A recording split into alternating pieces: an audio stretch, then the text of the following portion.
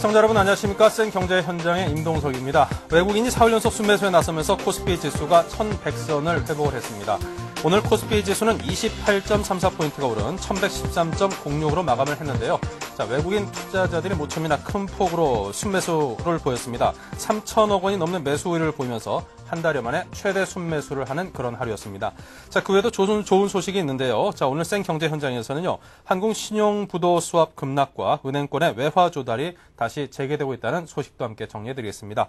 자, 먼저 어제 미국과의 300억 달러 통화 수합 계약 체결 영향으로 국제 금융시장에서 신용부도 수합 CDS 프리미엄이 급락을 했습니다.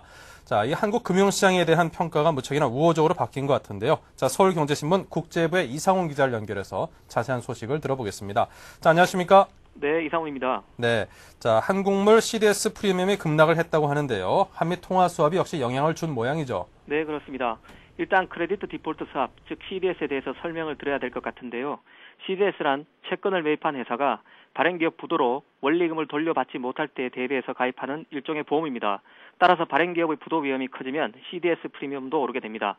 그런데 어제 국제금융시장에서 거래된 5년 만기 외국한 평년기금 채권의 CDS 프리미엄이 383bp로 낮아졌습니다.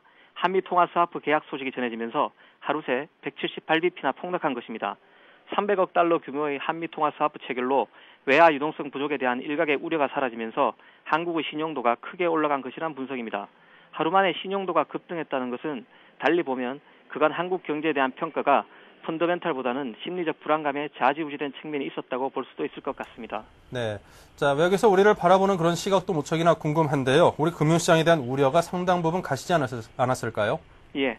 그간 미국 등 해외 주요 언론들은 한국 정부가 외화 유동성에 문제가 없다는 입장을 수차례 밝혔음에도 불구하고 지속적으로 신흥시장의 유동성 부족을 언급해왔습니다.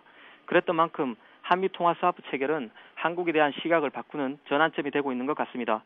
뉴욕 월가에서는 오늘 한국에 대한 긍정적인 보고서를 잇따라 내놓았는데요. 시티그룹 같은 경우 이제 한국의 부도 가능성은 사실상 제로가 됐다고 진단했고, 메릴린치도 미국과 한국의 통화 스와프가 선진국과 개도국 사이의 계약 체결이라는 점에서 한국 경제가 큰 수혜를 볼 것이라고 말했습니다. 전문가들은 최근 한국물의 CDS 프리미엄 상승에 심리적 요인이 강하게 작용했던 만큼 한미 통화 스와프 체결로 시장 분위기가 급속히 호전되고 있다면서 외환 시장이 개선되면 CDS 프리미엄이 추가적으로 하락할 여지도 있는 것으로 보고 있습니다. 네.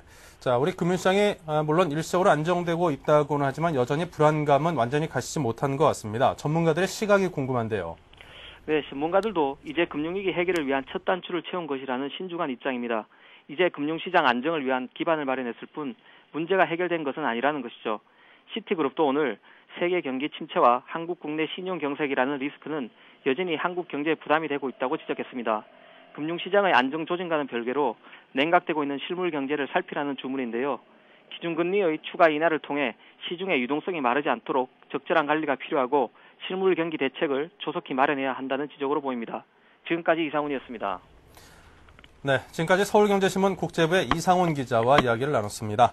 자, 한국 CDS 프리미엄 급락 소식을 전해드렸습니다. 이렇게 국내 금융회사의 해외 자금 조달 여건이 개선됨에 따라서 지난번 리먼 브라더스가 파산한 이후에 거의 꽉 막혀 있었죠. 해외 자금 조달이 다시금 중장기 기간으로 잡고 조달이 재개되고 있다는 그런 소식도 들려오고 있습니다. 자, 그 소식을 자세하게 정리를 해보겠습니다. 서울경제신문 금융부의 이병관 기자 스튜디오에 나와 있습니다. 안녕하십니까? 네, 안녕하세요. 네. 자, 이 국내 금융회사의 해외 자금 조달 여건이 무척이나 좋아지면서 이 꽉 막혔던 은행권의 중장기 외화 조달이 다시 시작되고 있다고요. 네, 그렇습니다. 국내 은행들은 지난 9월 중순 그 리만 브라더스 투자은행 부도 스타에 의해 국제 자금 시장이 꽁꽁 얼어붙으면서 달러와 채권 발행이나 그 기업 어떤 차입이 완전히 막혔었는데요. 과거에 국제 시장 상황이 괜찮았을 때 그 외화 채권 만기는 속속 돌아오는데 채권 발행이나 전혀 그 차입을 하지 못해서 아주 그 하루하루를 아주 그 연명하는 급전을 빌리면서 겨우겨우 견뎌왔던 게 사실입니다. 네. 그 정부가 그런데 저 자금난을 달러 자금난을 해소하기에 은행권에 대해서 1,000억 달러 지급 보증에 나서고 한국은행들을 포함해서 350억 달러의 달러 유동성 지원에 나서면서 사실 은행권이 조금씩 그 외화 조달의 숨통이 트이고 있었던 차였는데요. 마침 그때 한국과 미국 간 통화 수합 300 300억 달러 통화 수합 체결을 했다는 소식이 결정적으로 전해지면서 그동안 우려됐던 국내 외화 유동성 위기가 급격히 해소되는 분위기입니다. 네. 이에 따라서 국내 은행을 바라보는 기관 투자가나 해외 투자은행 시각들이 많이 달라지고 있는데요. 우리은행이 지난 29일에 리먼 사태 이후 시중은행으로는 처음으로 스위스계 펀드로부터 만기 2년으로 4,500만 달러 규모의 사모사채 발행에 성공했고 경남은행도 1년 만기로 6천만 달러를 캐나다 은행으로부터 빌렸습니다. 금리 조건도 리버의 350bp, 즉 3.5%를 더한 조건인데요. 지금 3개월물 은행 간 차입이 리버에 400bp를 더하는 수준이면 아주 금리 조건이 좋은 상황입니다. 네. 자, 그렇다면 이제 국내 은행의 외화 유동성 문제가 이제 상당 부분 여건이 호전되면서 이제 해결이 됐다라고 진단할 수 있겠습니까? 이건 유동성 문제를 해결한 거지 근본적인 해결책은 아닙니다. 그렇지만 네. 급한 불은 확실히 껐다고 얘기할 수 있습니다. 지난해 8월 서브프라임 사태에서 촉발된 글로벌 신용 경색이 여전히 해소되지는 않고 있습니다. 다만 2,400억 달러의 외환 보유를 가진 데다가 이번에 미국 중앙은행인 FRB로부터 300억 달러 통화 수합 언제든지 끌 수 있는 마이너스 통장 같은 것인데 그것을 확보했고 이어서 중국과 일본하고도 통화 수합 확대 논의를 하고 있습니다. 네. 그래서 외환위기 걱정은 상당 부분, 유동성 부분은 상당히 해소된 측면이 있고요. 그래서 어제 1,400원대이던 환율이 급락해서 1,200원대가 주저한 것도 바로 이런 외환 시장에 대한 안정감 때문인데요. 은행권도 이제 중장기 사모사채 발행이 가능해지면서 차환 상환, 기존 대출 상환은 물론 신규 외화 대출에 나설 수 있을 것으로 보여서 긍정적 신호입니다. 결론적으로 외화가 일시적으로 부족해서 생기는 유동성 위기는 해소됐고요. 하지만 여전히 글로벌 신용 경색이 계속되면서 해외 공모 달러 시장, 글로벌 펀드 시장 여전히 얼어붙은 상태가 지속되고 있기 때문에 아직 정상화 여부는 글로벌 시장의 정상화 여부는 좀 더 지켜볼 문제입니다. 네. 자, 그동안 은행들이 달러가 모자라서 이제 은행들만 어려움을 겪은 것이 아니라 이제 달러 대출을 또 달러를 푸는 것을 은행들이 좀 꺼리면서 중소기업들 또 수출기업들조차도 함께 애를 먹었었는데요. 자, 그러면 이제 여건이 호전되면서 기업들에게도 달러가 좀 원활하게 공급되는 그런 여건이 성숙됐나 모르겠네요. 네, 아무래도 이제 신규 외화 대출, 중장기 대출이 좀 재개되면, 채권 발행이 재개되면서 좀 숨통이 트일 것으로 봅니다. 네. 그동안 은행들은 외화 차입이 전혀 안 되기 때문에 속속 들어오는 만기 자금만 상환을 하고 기업들에 대한 외화 대출을 축소하거나 아주 해소했던 게 사실인데요. 이제 중장기 외화 조달이 가능해지면서 이제 신규 외화 대출이나 좀 수출한어업 매입이라든지 수출 기업에 꼭 필요한 자금들을 지원할 수 있을 것으로 보입니다. 여기다가 수출입은행이 시중은행 통해서 50억 달러를 풀고 거기에 수출 한어업 매입을 할 수 있도록 시중은행에 자금을 공급하고 있고요. 그래서 상황은 좀 호전될 것으로 보입니다. 수출 한어업 매입이라는 건 수출 기업이 수출하고 나서 기업으로부터 수출 대금을 받기 전에 은행에서 미리 좀 자금을 받는 것인데 그동안 이 자금을 은행들이 끊거나 회수하고 있어서 문제가 되는데 이 부분들이 좀 숨통이 다소 트일 것으로 보입니다. 네. 자, 이렇게 해서 외화 유동성 문제는 어느 정도 해결이 되면서 이제 외환 시장 자체는 상당 부분 일시적으로는 좀 안정감을 찾았다고 평가를 할 수 있겠습니다. 근데 이제 그 못지않게 이제 어려운 것이 이제 국내 금융 시장의 어떤 여건인데요. 아직까지도 이제 고금리가 상당 부분 우리 서민들의 어깨를 좀 짓누르고 있는 상황인데, 자, 이 원화 자금 시장은 어떻습니까?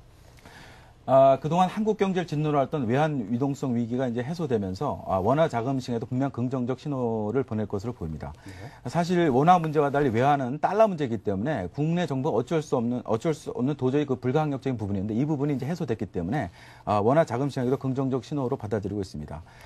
사실 우리나라 경제 펀더멘털은 괜찮은데 미국이 서프라임 상태로 큰 집이 불이 나서 펀더멘털은 괜찮은데 불구하고 달러 구족 때문에 그동안 원화 자금 시장까지 우려가 됐었는데요. 네. 이 부분이 해소돼서 국내 자금 시장과 이제 국내 경제를 정부가 좀 더 치밀하게 좀 해결할 수 있는 계기를 마련했다고 볼 수 있습니다. 사실 달러 고갈 위기로 이제 외환 위기가 걱정이 되면서 국내 기업들이나 금융회사들은 달러뿐만 아니라 원화 자금 시장도 움켜쥐면서 채권 거래를 좀 주저했던 게 사실인데 이 부분이 좀 해소될 것 같습니다.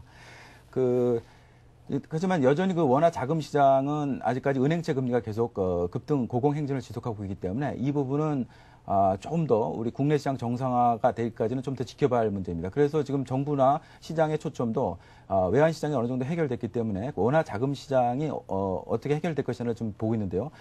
내달 7일에 한국은행이 은행채의 유동성을 지원합니다. RP라는 방식인데요.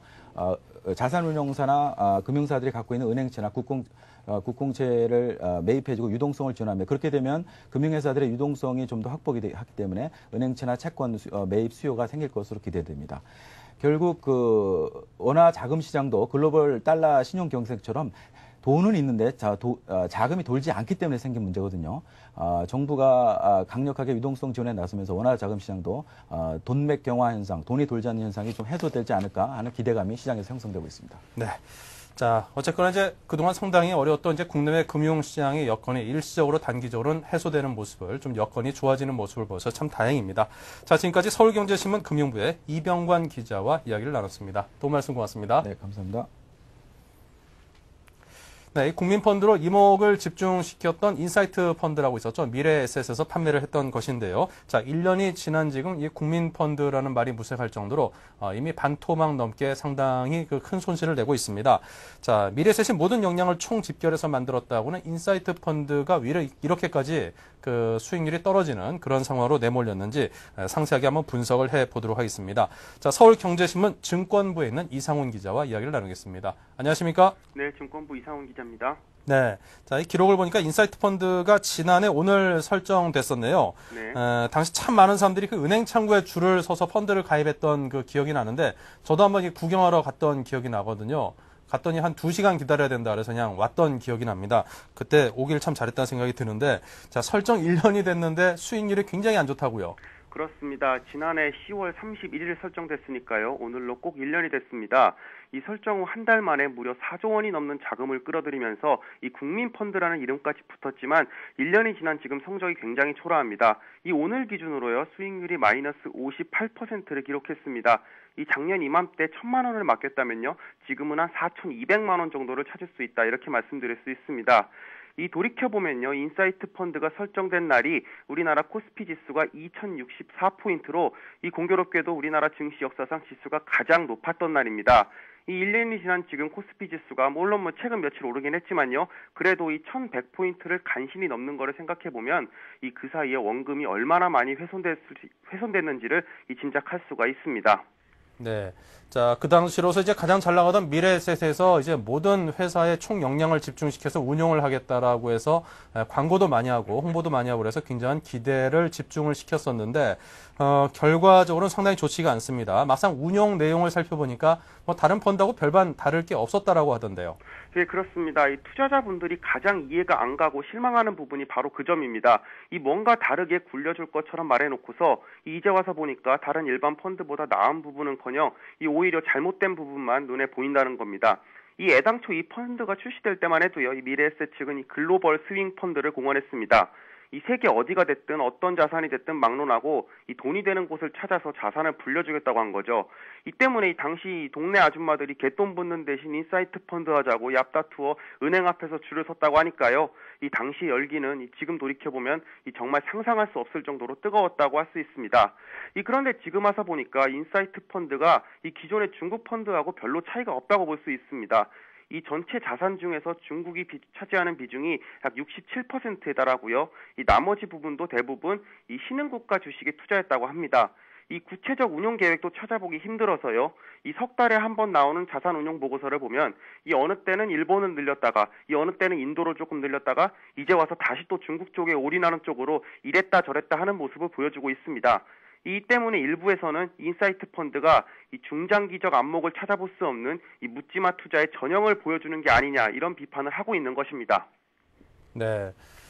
사실 그 내용 그 실적을 살펴보니까 이제 계속해서 헛다리를 좀 짚으면서 운용을 했다. 그렇게 정리를 해볼 수도 있겠군요. 네. 자, 지난해 인사이트 펀드를 출시하면서 미래에셋 측에서는 이 시장에 대한 깊은 통찰력을 바탕으로 해서 이 개인들이 못하는 자산 배분을 우리가 다 알아서 해주겠다. 그래서 돈이 되는 곳에는 다 투자해서 엄청난 수익을 올려주겠다라는 것처럼 느끼게끔 하는 그런 광고를 많이 했었는데요. 그렇습니다. 근데 이 부분이 바로 가장 큰 문제점이라면서요.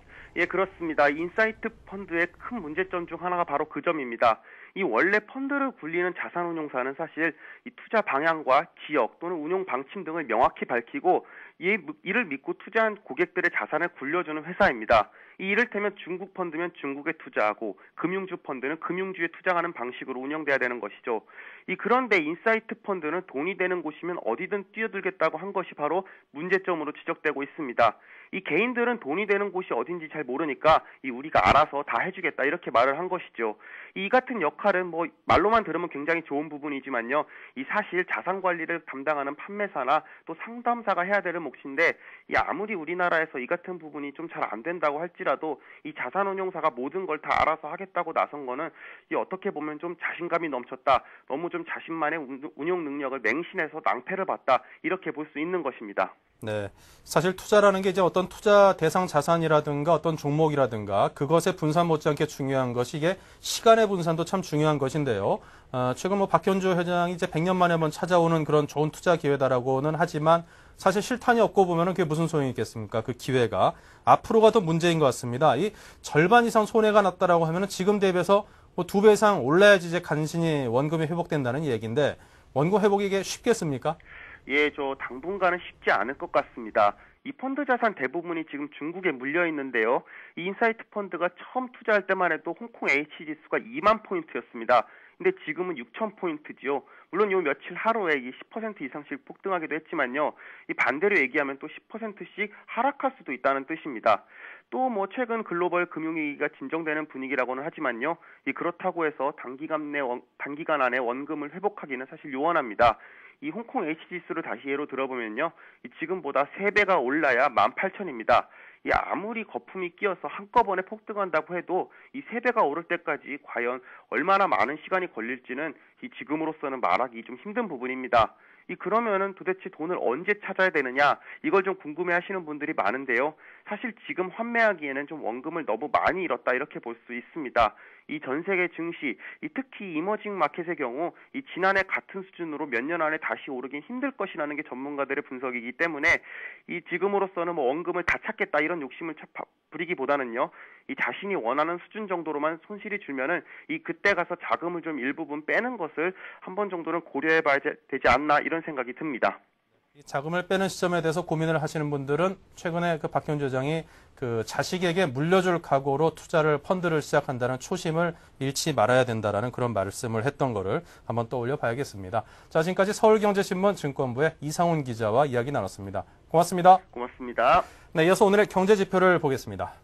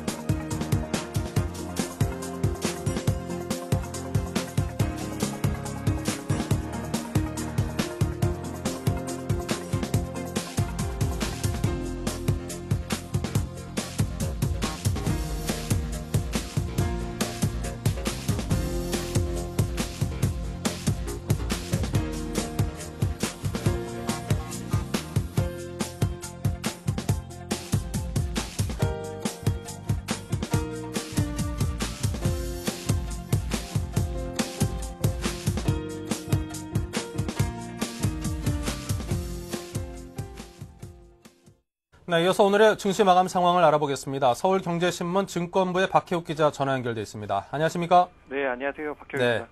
자, 오늘의 시장 마감 상황부터 정리 부탁드립니다. 네, 코스피 지수가 이틀 연속 상승세를 이어갔습니다. 31일 코스피 지수는 전날보다 28.34포인트 오른 1113.06포인트를 기록, 스펙타클했던 10월장을 기분 좋게 마쳤습니다. 특별히 전해진 뉴스는 없었던 가운데 외국인이 4월 연속 순매수에 나서며 상승장을 이끌었습니다. 높은 변동성을 여전한 상황에서 외국인은 지난 9월 29일 이후 최대 규모인 3,244억 원을 사들였고, 프로그램 매매는 차익 거래와 비차익 거래 모두 매수를 나타내며 2,540억 원 순매수를 기록했습니다. 반면 개인은 2,649억 원 팔며 차익 실현 기조를 이어갔고, 기관도 연기금이 378억 원 매도한 것을 포함해 279억 원 순매도를 기록했습니다. 네. 자, 이게 추가 상승에 대한 기대감도 여전히 시장에 남아있는 상황인데요. 전문가들의 전망은 어떤가요? 네, 전날에 이어 지수가 비교적 큰 폭으로 상승하면서 추가 상승 기대감이 무르익고 있습니다. 일단 투자 심리가 빠른 속도로 회복되고 있는데요. 이는 거래 추이에서 확인됩니다. 이날 주식시장의 총 거래 대금은 9조 8,881억 원을 기록했는데 이는 연중 최고치입니다. 월 초에 비해 2배 가까이 폭등한 수준으로, 물론 이는 높은 변동성을 활용한 단기 매매 영향이 큽니다. 그러나 얼마 전까지만 해도 투자 심리가 극도로 위축되면서 거래가 실종됐던 것에 비하면 적어도 수급 면에선 추가 상승을 뒷받침하는 힘으로 작용할 것이라는 전망입니다. 여기에 글로벌 증시가 안정세를 나타내고 있다는 점, 새로운 악재가 불거질 가능성이 크지 않다는 점 등도 추가 상승을 예상케 하는 요인입니다. 문제는 환율인데요. 원달러 환율이 추가로 하락한다면 상승이 좀 더 이어지지만 환율이 재차 반등한다면 숨고르기 장세가 진행될 것으로 예상됩니다. 네, 자, 이 수급 여건에도 긍정적인 시그널이 나타나고 있다고요. 네, 최근 들어 수급 면에서 눈에 띄는 변화가 발생하고 있는데요. 개인과 연기금의 증시 이탈, 외국인의 순매수 확대로 요약할 수 있습니다.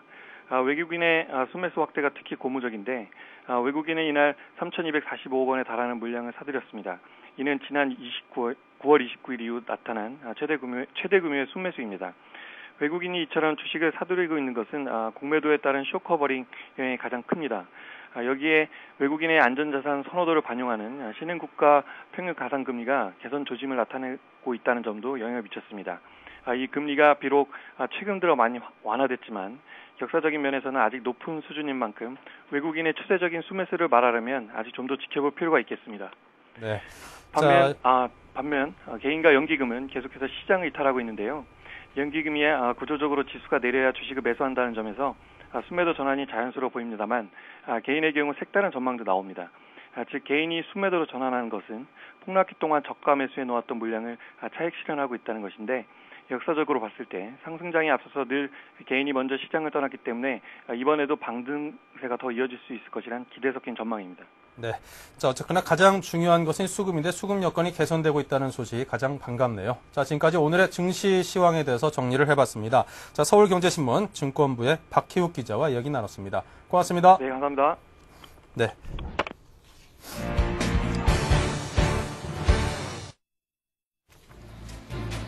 네, 오늘의 주요 뉴스입니다. 은행권이 예금 금리를 잇따라 내리고 있습니다. 국민은행과 외환은행은 다음 달 3일부터 예금 금리를 최고 0.75%포인트 인하하기로 했습니다. 서울시 교육위원회는 오늘 새벽 국제중학교 설립 동의안을 통과시켰습니다. 이로써 영훈중학교와 대원중학교는 내년 3월 개교를 위한 본격적인 일정에 돌입할 것으로 보입니다. 내일부터 지역 난방요금이 10%가량 오릅니다. 전용 면적 85제곱미터 아파트의 경우 연간 난방비가 81만 1천원에서 89만 3천원으로 늘어나게 됩니다. 중국 부동산 가격이 최대 30%까지 폭락할 것이라는 전망이 나왔습니다. 중국은행은 부동산 시장의 거품이 꺼지면서 앞으로 2년 안에 평균 10%, 최대 30%가량 부동산 가격이 떨어질 수 있다고 진단했습니다. 네, 잠시 후 계속해서 시장의 개략적인 모습과 종목에 대한 의견까지 들어보는 증시전략센터를 이어가겠습니다. From Hong Kong, from Tokyo, from Singapore, from Sydney, live from Beijing, from Shanghai, live from Seoul, from Taipei, Melbourne, KL, and Mumbai. 세계 경제의 흐름, 글로벌 자금과 기업의 움직임, 이젠 서울경제TV가 책임집니다. Bloomberg Television. 중국, 홍콩, 일본, 인도, 싱가포르, 한국 등 아시아 주요 국가의 증권 및 금융시장이 하루 동안 어떻게 움직였는지 궁금하십니까? 아시아 비즈니스 투나잇에서 확인하십시오. Welcome to Asia Business Tonight. I'm Susan Lee. I'm Susan Lee in Hong Kong. 블룸버그 TV 홍콩 지사에서 진행자 수잔 리가 미국발 금융위기로 흔들리고 있는 아시아 태평양 지역 주요 국가에서 발생한 하루 동안의 주식 및 금융시장 소식을 30분간 생생하게 전달합니다. 아시아 비즈니스 투나잇의 첫 자막 방송 시간은 매주 월요일부터 금요일 밤 11시입니다. 유럽까지 번진 세계 경제 위기 상황까지 세계 경제 전체를 30분 내 한꺼번에 브리핑 받을 수 있는 아시아 비즈니스 투나잇. 서울경제TV에서만 자막 방송으로 보실 수 있습니다. 서울경제TV.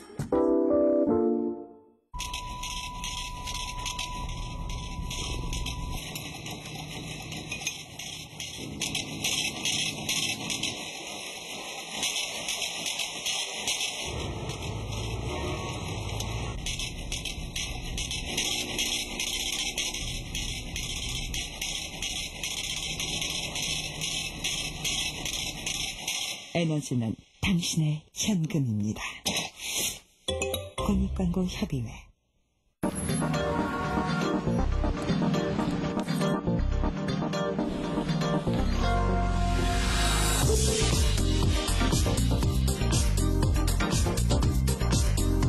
블룸버그 TV 국내 독점 채널 서울경제TV.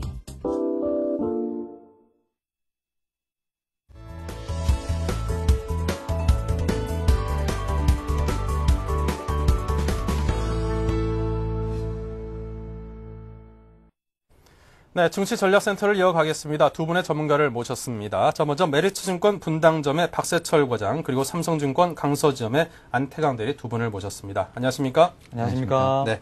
자, 먼저 박세철 과장님께 여쭙겠습니다. 드디어 이제 10월의 마지막 날입니다. 노래 한 소절이 딱 떠오르는데요. 오늘 거기다 장 분위기가 10월 막판 들어서 그래도 좋게 끝나가지고 참 기분이 좋은데, 자, 이번 달 중순에는 최대 폭락세도 기록하고 사상 최대 폭등세도 기록을 하고 참 기록들이 많이 갱신된 그런 한 달이었던 것 같습니다. 극심한 변동성 장세였다라고 정리를 할 수 있을 텐데요. 자, 이번 주 시장을 먼저 정리를 해주시죠.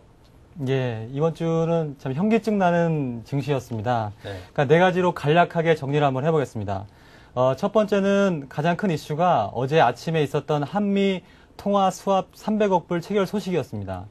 금액적으로는 그리 크게 보이진 않았지만 이 통화 수합이라는 것이 국가 신용도가 트리플 A 이상인 국가들이 주로 하는데 한국의 신용도는 싱글 A입니다. 그래서 증시에는 아주 큰 호재로 사상 최대 폭의 상승을 기록하였고요. 그다음에 추후 정부에서는 아시아 국가 간의 통화 수합 협력을 체결로 해서 1,000억 불 이상의 제2의 외환보유 효과를 기록할 것으로 예상이 됩니다. 두 번째로는 환율인데요. 전고점인 1,480원 선을 돌파했다가 통화 수합 체결 소식에 급락세 177원에 11년 만에 최고의 낙폭을 기록하였습니다. 그다음에 세 번째로는 한국은행과 미국 중앙은행 FRB의 금리 인하 소식인데요. 월요일 날 한국이 0.75% 인하를 했음에도 불구하고 증시는 그날 반등을 기록하지 않았습니다. 냉담한 증시에서 연기금의 매수세에 힘입어서 한국 증시가 선제적으로 증시가 반등하기 시작했습니다.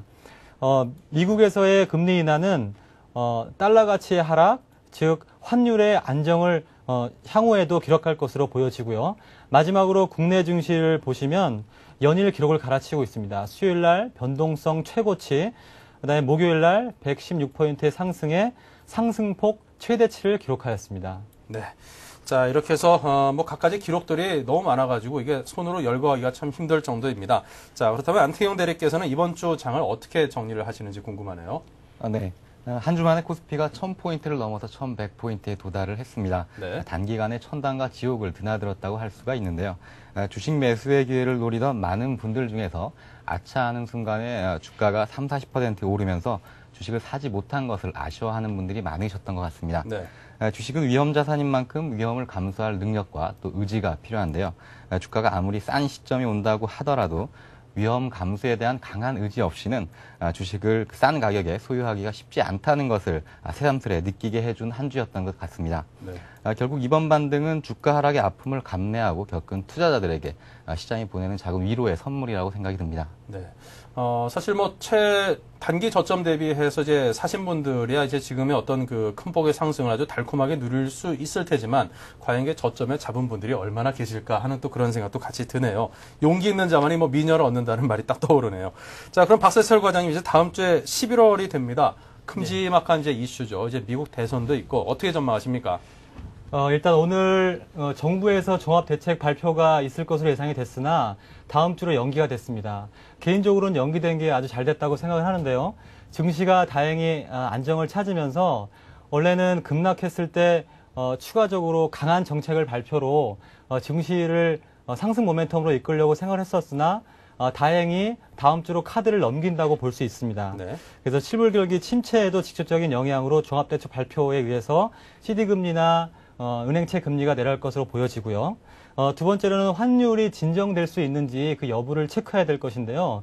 아까 말씀드린 통화 수합, 미국과의 통화 수합 체결로서 그 실효성 발효 여부하고 경상수지가 10월에 흑자 전환이 될 것으로 예상이 되고 있는 바 두 가지를 잘 체크하시면 매수 시기를 체크할 수 있을 것 같고요. 세 번째로는 방금 앵커분이 말씀하신 미 대선이 다음 주 화요일 날 있어서 심리적인 안정, 경기 부양의 기대 심리까지 기대해 볼 수 있을 것 같고, 네 번째로는 이번 주에 한국과 미국, 그다음에 중국과 대만이 발표를 했는데 다음 주에 유럽과 나머지 국가들이 금리 인하 발표를 시사하고 있어서 기대해 볼 만합니다. 마지막으로 코스피 지수 갭 메우기 과정이 이번 한 주에 있었는데 1130선이 지난주에 있었던 상단 갭이었는데 그 갭을 오늘 메웠고요. 20일 이동평균선에 닿는 시점이 다가와서 개인적으로는 다음 주에 단기 차익 매물의 소화 과정이 있을 것 같아서 다음 주는 약간의 하락 국면이 있을 것으로 개인적으로 생각을 하고 있습니다. 네, 자 이렇게 항목별로 나눠서 정리를 해주시니까 아주 이해가 쉬운데요. 자 그렇다면 이제 증시 상황 분석과 다음 주 전망까지 함께 정리해서 들어봤습니다. 자 그렇다면 이제 두 분의 어떤 포트폴리오가 궁금한데, 자 먼저 박 과장님께서는 어떤 포트폴리오를 갖고 계시는지요? 예, 제가 지난주까지 현금 100%를 계속 고수하다가 네. 이번 주에 80%의 주식을 보유하자 이렇게 포트폴리오를 짜봤는데요. 네. 이게 제 생각은 단기 소화 물량이 있어서 전저점을 좀 테스트하는 구간까지 와야 매수를 한다는 생각을 가지고 있고, 종목 선택에는 그렇게 큰 의미가 없지 않느냐 하는 생각을 합니다. 단 은행주와 통신주를 포함한 경기 방어주는 좀 피하시는 게 좋을 것 같고요. 뭐 조선철강이나 기계, 뭐 건설, 증권 업종들은 어떤 종목을 사셔도 금주에 보셔서 아시겠지만 낙폭이 워낙 크기 때문에 어느 종목을 사시든 반등폭은 클 것 같고요. 당분간 변동성 장세가 지속될 것으로 예상이 되고 있어서 제가 들고 온 종목은 건설 증권주의 대표주인 현대건설과 삼성증권 두 종목을 900선 근처에서 분할 매수하는 전략으로 다음 주는 가져가는 게 좋을 것으로 판단이 됩니다. 네, 상당히 공격적이신데 이제 현금 100%를 가져가시다가 갑자기 현금 20%하고 그동안 이제 증권주와 건설주를 많이들 이야기를 해주셨는데 그 대표적인 종목이라고 할 수 있는 삼성증권과 현대건설에 각 40%씩의 매수를 추천을 하셨습니다. 자, 그렇다면 안태강 대리님께서는 지난주에 ELS를 추천을 해주셨습니다. 오늘은 어떤 상품인가요? 예, 저는 지난주에 주가의 추가 하락 가능성을 염두에 두고 네. 어느 정도 안정성을 확보할 수 있는 자산으로 ELS를 추천을 했었습니다. 네. 하지만 이번 주에는 시장 상황이 전환되면서 상승 국면을 염두에 둔 투자를 고려해야 할 텐데요. 그렇더라도 이러한 상황 역시 ELS가 상당히 매력적인 투자 대상이 될 것으로 생각을 합니다. 지금 주가는 이미 30-40% 가까이 올라버려서 당장 매수하기가 부담스럽고, 동시에 주식시장에 동참하지 않는 것도 역시 부담스러운 상황이 전개가 되고 있습니다. 주식을 사서 하락하는 것도 위험하지만 주식을 사지 않았는데 주가가 올라버리는 것 또한 상당히 위험하다고 할 수가 있는데요. 지금 투자자들은 이러한 주식 미보유 상태에서의 주가 상승이라는 위험을 생각하는 상황이 된 것 같습니다. 이러한 상황에서 적절한 투자수단 역시 ELS로 제시하고자 하는데요. 다만 지난주에 말씀드린 ELS와는 좀 다른 구조를 갖는 ELS가 되겠습니다. 네. 자, 그렇다면 이제 어떤 다른 구조를 갖고 있는 ELS인지 궁금합니다. 사실 ELS라는 그 상품의 구조에 대해서도 일반 투자자들이 이해를 잘 못하시는 분들도 많거든요. 그러니까 좀 쉽게 우리 일반 시청자들이 보고 쉽게 알 수 있도록 쉬운 설명을 좀 부탁을 드리겠습니다. 네. 지난주에 설명드린 ELS는 일반적인 스텝다운형 ELS인데요. 네. 이번에 말씀드리는 ELS는 상승 베리어형 ELS라고 할 수가 있겠습니다. 상승 베리어형이요? 네. 그림을 보시면서 이해하시면 더 좋으실 텐데요. 상승 베리어가 있는 ELS의 특징은 기간 중 한 번이라도 가입 시점 대비 4% 이상 상승하게 되면, 즉 상승 터치를 하게 되면 수익률이 확정돼서 이후 주가 급락에 관계없이 처음 도달하는 조기 상환 일자에 약정된 수익을 얻고 상환을 받게 됩니다. 가입 이후 며칠 만에 상승 터치하는 경우도 있는데요. 이 경우 조기 상환 가능성이 훨씬 높아지게 되겠죠. 전체적인 수익률 면에서는 앞서의 지난주에 소개해드린 ELS와 큰 차이는 없습니다. 네. 다만 상환 받기 이전에 미리 수익률이 확정된다는 점에서 고금리 예금 상품으로 변하는 점이 가장 중요한 포인트라고 할 수가 있겠습니다. 그러니까 어떤 그 기간 동안에 한 4% 정도 일정 상승폭을 살짝 한 번이라도 터치만 하면은 처음에 약정된 그 확정 수익률을 보장받을 수 있는 그런 상품이라는 거군요. 네. 네. 이 수익률이 확정되면 이후에는 또 새로운 전략을 세우는 것도 가능해질 수 있을 것 같은데요. 가령 이제 금리 차이를 이용한 어떤 무위험 차익 거래 같은 거, 그런 게 좀 가능하지 않을까 싶은데요. 네, 제가 주목하는 점도 바로 그 부분입니다. 네. 수익률이 확정되는 순간 이미 ELS는 고금리 예금 상품으로 변하게 됩니다. 네. 그림을 보면서 예를 들어서 설명을 드리도록 하겠습니다. ELS의 50%, 그리고 예금성 자산의 50%로 분산한 투자자라면 약 12.5%의 수익률을 기대할 수가 있습니다. 그런데 이러한 상황에서 ELS가 상승 터치로 수익이 확정돼 버리면 실질적으로는 수익률이 12.5%로 확정된 100% 예금성 자산으로 변하게 되죠. 그렇게 되면 이제 다음 화면을 보시면요. 이렇게 되면 처음에 구상했던 주식형, 즉 ELS 비중이 모자라게 됩니다. 네. 예금만 100%가 되는 거죠. 그렇다면 다시 이제 ELS에 투자하지 않았던 나머지 현금성 자산을 또 다른 ELS에 재투자할 수가 있게 됩니다. 네. 그러면 결국 예금 50대 ELS 50으로 처음 구성했던 포트폴리오와 같아지게 되는 거죠. 포트폴리오는 처음과 같아졌지만 예금 수익률이 훨씬 높아진 포트폴리오로 변했습니다. 네. 처음에 예금에서 확정된 수익률 5%, ELS에서 불확실한 20%의 수익을 원했던 투자자가 이제는 ELS에서 확정된 수익률 20%, 그리고 아직은 조기 상환이 되지 않은 불확실한 ELS 20%의 수익을 추구하는 상황으로 뭔가 업그레이드가 된 거죠. 네. 그런데 이것만으로 끝이 나는 것은 아닙니다. 두 번째 ELS마저 상승 터치하게 되면 그 다음에 이제 대출이라든가 어떤 가용 가능한 현금을 동원해서 세 번째 ELS를 가입할 수 있게 되겠죠. 그러면 동시에 3개의 ELS를 보유하게 됩니다.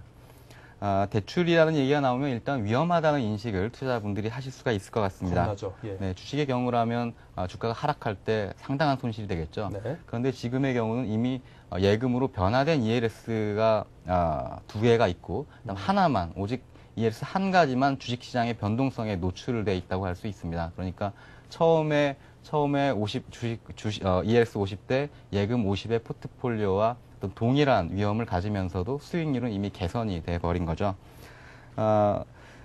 즉 ELS 수익률이 확정된 순간에는 가용 가능한 현금성 자산만 충분하다면 충분히 레버리지를 쌓으면서 수익을 얻을 수 있고, 반면에 시장에 노출된 위험은 하나의 ELS밖에 해당되지 않는 거죠.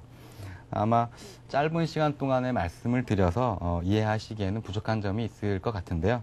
의문사항이 있으시면 증권사에 요청을 해서 관련된 자료를 살펴보시는 것도 좋을 것 같습니다. 네. 그러니까 간단히 쉽게 이해를 하면은 하나는 ELS, 하나는 예금인데 이 ELS가 4%대를 딱 터치하는 순간 확정 수익이 딱 돼버리기 때문에 그 수익률을 예금 이자로는 예금으로 이렇게 변화가 된다는 말씀이시죠. 네, 그렇죠. 그럼 요거를 이제 예금을 어떻게 좀 바꿔가지고 다시 ELS로 하면은 그래도 반반, 예금 대 그렇죠. ELS가 반반이 된다라는 그런 네. 수익 구조를 말씀하시는 거 맞습니까? 네, 맞습니다. 이해가 그냥 확 됩니다. 예. 자, 이렇게 해서 굉장히 새로운 어떤 투자 포트폴리오가 되겠는데요. 자, 시청자 여러분께서도 혹시라도 궁금하시면 저희 서울경제TV로 전화를 하시면 상세히 안내를 해드리도록 하겠습니다. 제가 안내드릴 능력이 안 되면은 연결을 해드리겠습니다. 자, 지금까지 메리츠증권의 박세철 과장과 삼성증권의 안태강 대리, 자, 두 분으로부터 현 장세에 딱 어울리는 그런 투자 전략과 포트폴리오를 조언을 구해봤습니다. 두 분 도움 말씀 고맙습니다. 감사합니다. 감사합니다. 네, 잠시 전하는 말씀 듣고 센 재테크 순서를 이어가겠습니다. Live from Hong Kong, from Tokyo, from Singapore, from Sydney, live from Beijing, from Shanghai, live from Seoul, from Taipei, Melbourne, KL, and Mumbai. 세계 경제의 흐름, 글로벌 자금과 기업의 움직임, 이젠 서울경제TV가 책임집니다. Bloomberg Television. 중국, 홍콩, 일본, 인도, 싱가포르, 한국 등 아시아 주요 국가의 증권 및 금융시장이 하루 동안 어떻게 움직였는지 궁금하십니까? 아시아 비즈니스 투나잇에서 확인하십시오. Welcome to Asia Business Tonight. I'm Susan Lee. I'm Susan Lee in Hong Kong. 블룸버그 TV 홍콩 지사에서 진행자 수잔 리가 미국발 금융위기로 흔들리고 있는 아시아 태평양 지역 주요 국가에서 발생한 하루 동안의 주식 및 금융시장 소식을 30분간 생생하게 전달합니다. 아시아 비즈니스 투나잇의 첫 자막 방송 시간은 매주 월요일부터 금요일 밤 11시입니다. 유럽까지 번진 세계 경제 위기 상황까지 세계 경제 전체를 30분 내 한꺼번에 브리핑 받을 수 있는 아시아 비즈니스 투나잇. 서울경제TV에서만 자막 방송으로 보실 수 있습니다. 서울경제TV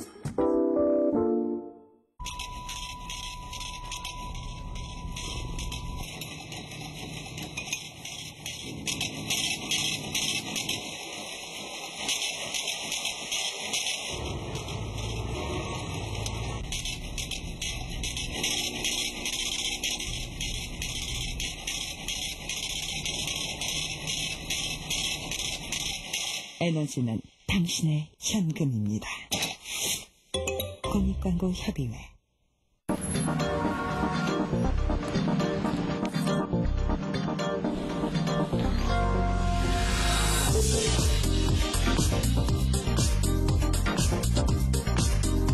블룸버그 TV 국내 독점 채널 서울경제TV.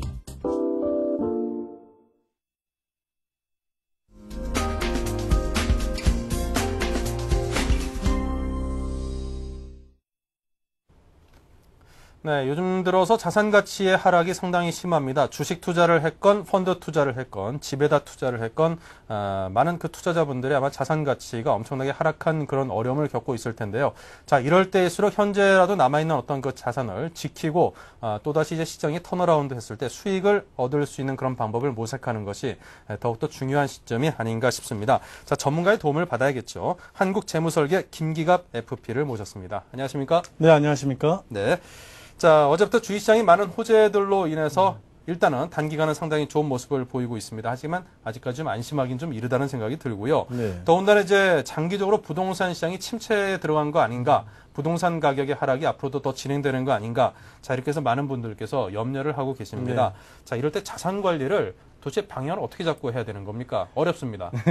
많은 분들께서 상당히 어떻게 해야 될지 모르겠다 이런 말씀들을 많이 하시는데요. 네. 아무래도 오늘은 샐러리 가정을 기준으로 해서 한번 말씀을 드려보도록 하겠습니다. 네. 가장 먼저 이렇게 주식도 별로 이렇게 신통치 않고 부동산도 앞으로 전망을 보이지 않을 때, 이럴 때는 가장 먼저 보험 해약을 고려하시는 분들이 많은데요. 아무래도 보험 해약은 신중하게 결정하시는 것이 좋겠습니다. 보통 샐러리 가정의 경우는 벌기, 즉 소득과 또한 소비, 즉 쓰기, 그리고 모으기, 저축과 투자, 또한 지키기, 리스크 매니지먼트, 이렇게 4강 국면으로 구성이 되어 있는데요. 네. 이 중에서 소득에 대한 어떤 적정 소비, 즉 예를 들어 맞벌이 같은 가정 경우에는 한 가정의 것은 저축을 하시고 투자를 하시는 것이 맞다라고 보고요. 또한 한 분의 소득은 저희가 볼 때는 쓰는 것이 맞다 이렇게 보고 있습니다. 또한 미혼의 경우에는 한 60% 정도는 저축을 하는 것이 맞고 40% 정도는 쓰는 것이 맞다 이렇게 저희가 보고 있는데요. 그렇기 때문에 적정 소비율을 일단 지키는 것이 중요하겠고요. 네. 또한 지금같이 경제 상황이 좋지 않을 때는 버는 것보다 잃지 않는 것이 가장 중요합니다. 예를 들어서 어떻게 하면 좀 더 벌 수 있을까를 고민하시는 것보다 어떻게 하면 내 자산 가치를 지킬 수 있을 것인가에 대해서 포커스를 맞추는 것이 중요하겠는데요. 아무래도 그런 의미에서는 보험이 가장 큰 리스크 매니지먼트의 도구가 되기 때문에 보험을 해약하시고 계속 납입하던 펀드라든지 적금을 유지하시기보다는 일단은 펀드와 적금을 잠깐 쉬는 한이 있더라도 보험은 계속 유지하시는 것이 중요하겠습니다. 네. 예를 들어서 지금 이런 상태에서 보험을 해약하였다. 그런데 어떤 질병이라든지 유사상의 어떤 리스크가 발생한다라면 좀 더 가정에 큰 타격을 줄 수가 있기 때문에 보험은 계속 유지를 하시고, 또한 유동성 자금이 필요하다라고 한다면 그 보험에서의 보험 약관 대출을 받는 것이 좀 더 현명한 방법이 아닌가 이런 생각이 듭니다. 최근 4월에서 8월까지의 보험 계약 및 실효 건수를 보니까 292만 건이나 되고 있는데요. 그것은 전년도에 대비하면 약 한 8% 정도 상승한 지금 현재 모습을 보이고 있습니다. 또한 외국계 보험회사를 중심으로 해서 지금 계속 실효와 보험 해약의 문의가 꼬리에 꼬리를 물고 있는데요. 이런 상태에서는 보험 계약자 여러분들께서는 일단 보험 계약은 유지하시고 해약하시기보다는 보험 약관 대출을 통해서 지금 현재 유동성 자금을 확보하는 것이 좋겠습니다. 네. 사실 그 많은 투자자 여러분께서 이게 돈을 하나하나씩 쌓아나가는 것만 신경을 쓰시지 갑자기 어떤 사고라든가 질병으로 이 돈이 갑자기 확 줄어드는 것에 대한 그 대비에 대한 그 마인드는 좀 부족한 게 사실인데요. 네. 잃지 않는 것도 쌓아가는 건 못지않은 게 중요하다는 그런 마인드로 자 보험 해약은 좀 각종 삼가하고 좀 유지를 하는 게 낫겠다라는 그런 의견을 전해주셨습니다. 네. 자, 그러면 그 밖에 또 다른 자산관리법이 있다면 어떤 게 있겠습니까? 그 외에 자산관리법은 이제 자산을 증식하는 것, 즉 투자라든지 또한 자산을 유지하는 것, 저축이라고 우리가 표현할 수 있겠는데요. 지금 현재 최근에 한국은행에서 금리 인하 발표를 했습니다. 또한 은행이라든지 그 상호저축은행에서 지금 현재 특판 예금 같은 경우는 7%, 8% 초반대까지 나오고 있는데요. 지금 현재는 투자를 하시기보다는 자산을 어떻게 유지하시는 것이 좋을 것 같습니다. 즉, 지금 현재는 금리형 저축에다가 그 저축을 하시는 것이 펀드라든지 주식에 투자하는 것보다는 좀 더 현명한 투자 방법이 아닌가 이런 생각이 드는데요. 그 예전에 우리나라가 1년 동안에 봤더니 물가 상승률이 약 한 그 OECD 평균 국가가 4.4% 정도 되는데 우리나라가 현재 5.5% 정도가 되고 있습니다. 물론 물가 상승률을 비교한다면 지금 현재 7% 정도 되는 금리가 예금 금리가 충분히 만족스럽지는 않지만 현재 그 부동산 가격과 또한 주식의 변동 가격을 고려할 때에 지금 현재는 그 주식형 자산에 투자하기보다는 예금 금리에 투자하는 것이 좀 더 낫겠다. 즉 자산을 불리는 데 목적을 가지시기보다는 지금 현재 자산을 현재 물가 상승률에 잃어버리지 않는 수준에서 유지하시는 것이 좋겠다는 생각이 들고요. 또한 최근에 중국 관련 펀드라든지 보시면 최근 수익률이 엄청나게 하락해서 1억 정도 투자하신 분이 3천만 원 정도밖에 남지 않는 경우도 제가 봤습니다. 네. 이럴 경우 상담을 요청하시는 경우가 있는데요. 이럴 경우에는 과감 없이 펀드를 통해서 증여를 하는 것이 증여세를 절감하고 장기 투자를 하시는데 효과적이 될 수 있다. 또한 많은 분들이 지금 현재 주가가 많이 내렸기 때문에 지금 대출을 받아서 주식이라든지 펀드에 투자해야 되는 것은 아닌가 이런 생각들 많이 하시는데요. 지금 현재는 주식에 투자하기보다는 펀드에 투자하기보다는 관망하시면서 지금 현재 자산을 유지하고 보유하는 데 포커스를 맞추는 것이 좋겠습니다. 네. 사실 그 주식을 통해서 증여를 할 경우에는 그 주식 그 떨어진 시가를 기준으로 해서 네, 그렇죠. 그 세금이 물어지기 때문에 사실 이렇게 자산 가치가 하락했을 때를 좋은 증여의 시점으로 삼는 것도 절세의 한 방법이 될 수도 있겠군요. 네. 요즘 들어서 이제 고금리 예금이 굉장히 많이 나오는데 제가 하도 그 고금리 막판 이제 막차 타려고 하시는 분이 많다 그래서 상호저축은행 객장을 한 2군데 정도 왔더니 많이 주는 데가 이제 1년 정기예금 복리식으로 해서 한 8.2% 실제로 계산해보니까 8.515 정도까지도 나오더라고요. 엄청난 금리죠. 사실 그 정도라면은. 네, 그렇습니다. 일단은 늘리는 것보다는 잘 지키는데 전력해라. 그렇게 네, 받아들여도 되겠습니까? 네, 그렇습니다. 주식 투자의 기재, 가치 투자의 기재, 존경받는 부자 1위 워렌 버핏이 이런 이야기를 했습니다. 나는 첫 번째 투자 원칙은 돈을 불리는 데 목적이 있는 것이 아니라 원금을 까먹지 않는 데 있다.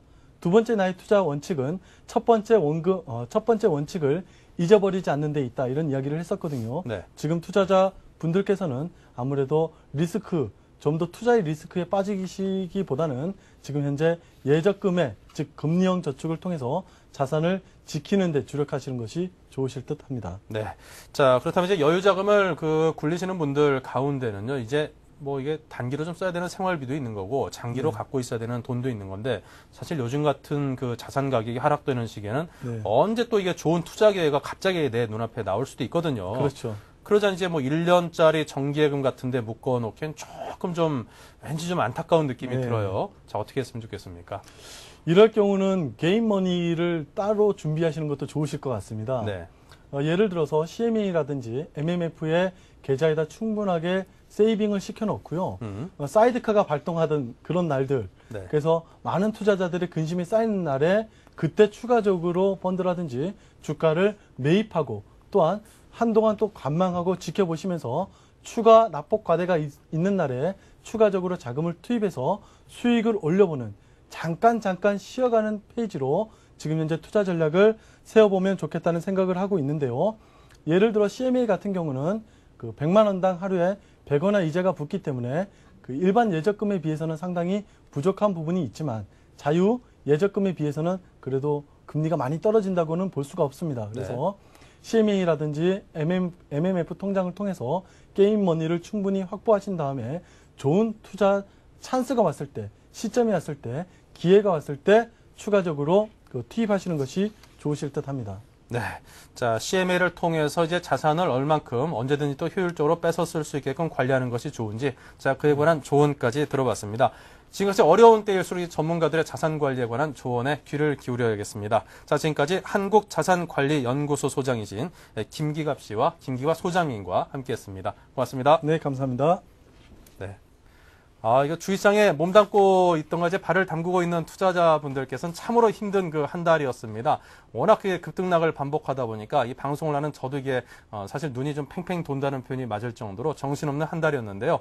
그래도 한 달의 마무리가 나쁘지 않았습니다. 뭐 초보다는 그만큼 회복하지 못했습니다만 그래도 마무리 자체가 산뜻했다는 것이 다가오는 한 달부터는 또 좋은 일이 많이 생기지 않을까 하는 그런 기대도 갖게 됩니다. 자, 여러분 어려운 상황일수록 기대와 희망을 놓지 마시고요. 항상 밝은 마음으로 투자하고 공부하시기 바랍니다. 자, 저희는 여기서 인사드리고요. 주말 잘 보내고 월요일 날 다시 건강한 모습으로 뵙겠습니다. 고맙습니다. 임동석이었습니다.